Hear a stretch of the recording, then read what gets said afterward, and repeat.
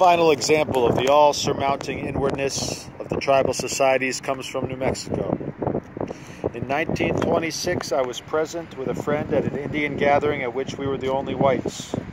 A diary entry which I made the following day was given to the Indian Committee of the House and Senate in support of a bill which became law, ensuring to the tribe for 100 years to come the exclusive use of its sacred area in the national forest. Various opponents had hinted that the secret occasion out in the mountain wild was an orgy of pornography and sadism, and therefore the tribe, after much hesitation, had asked the two of us to come for this one time. The diary note follows. 12 miles from the Pueblo, at 10,500 feet elevation, on the flank of Taos Sacred Mountain, is the first of two ceremonial grounds. 300 members went up to the ceremony. The Pueblo contains a few over 600 souls. They went as whole families, including babes in arms a year old. A few of the tribe walked. These were old men.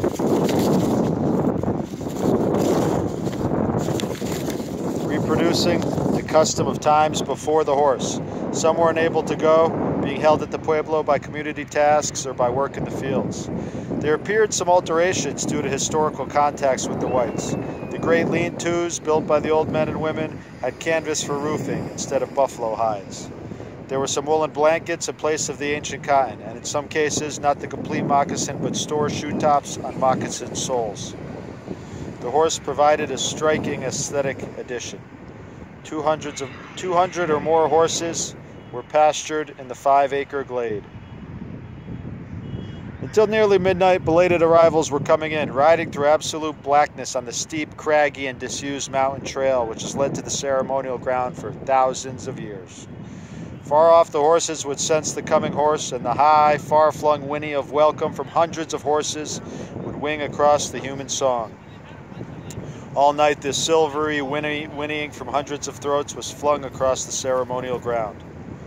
Otherwise, what transpired was unchanged from immemorial age. Even the Plains Indian elements of Rio Grande Pueblo Indian culture were largely absent.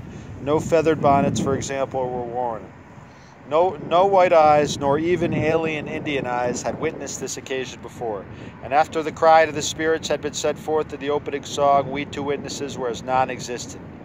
And when at dawn we and the tribe departed opposite ways, there was no saying of goodbye. First and throughout was the supreme aesthetic quality. Yet concerning it, as concerning stranger impressions of that night, descriptive words are nearly useless. Log fires threw a rising and falling glow on robed, moving masses of human forms and on great aspen trunks. The lean-tos caught every glow.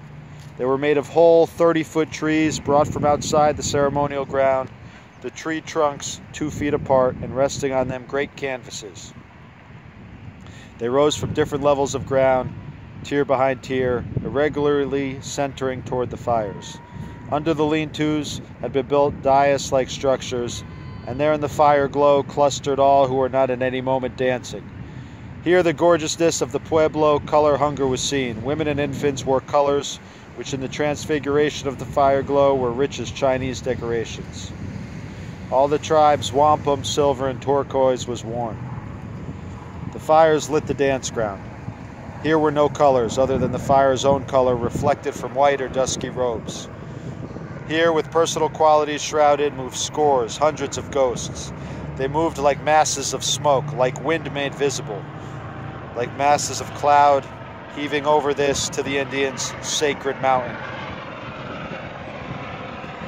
No casual motion, no gesture of one to another ever appeared. All was a mass rhythm, but an evolving rhythm which changed 100 times during the night. Among the figures was a woman who danced all night with her baby on her shoulder.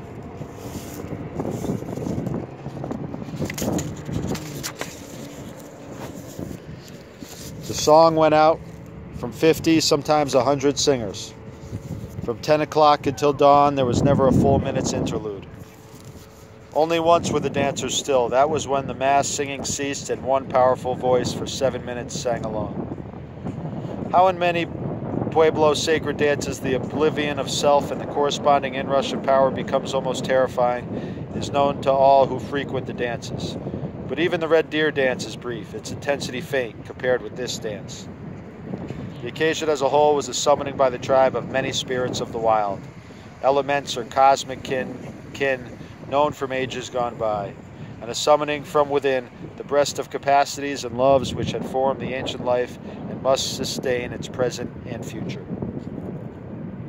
As the hours moved on, a displacement of human and mystical factors seemed to take place. The rejoicing was not only a human rejoicing, and that marvelous, ever-renewed, ever-increasing, ever-changing leap and rush of song was not only human song. A threshold had been shifted. Forces of the wild and of the universe had heard the call and had taken the proffered dominion. That is what the tribe believed. That is how it seemed. Physical actuality in a thunderstorm or amid ocean breakers seems no more certain.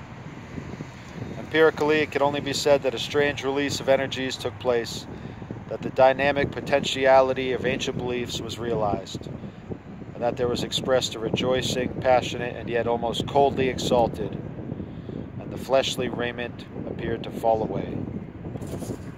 On this night at this place, the spirit of Pueblo religion could have been mistaken by none. Forces or beings normally invisible, only half personal, yet connecting with the hidden central springs of the empirical life, are a dominating fact in the Pueblo, in the tribal Indian mind.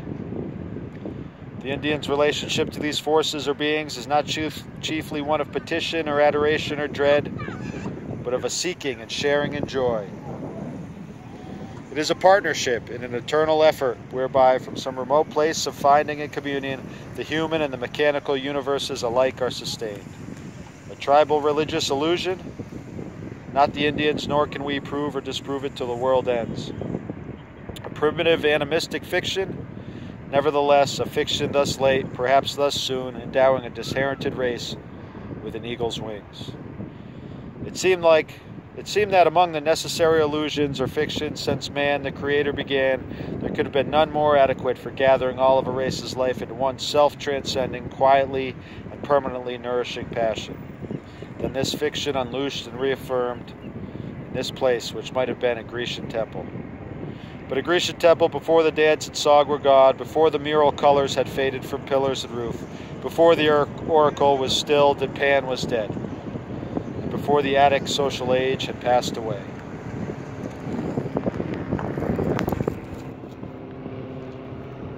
Yes, yes, we are all one.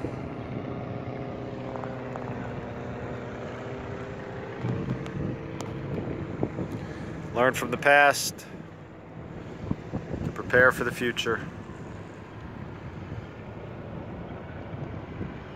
Thank you, Creator. Thank you, Universe. Thank you, Mother Earth. One human family, one with the animals, the plants. We flow together.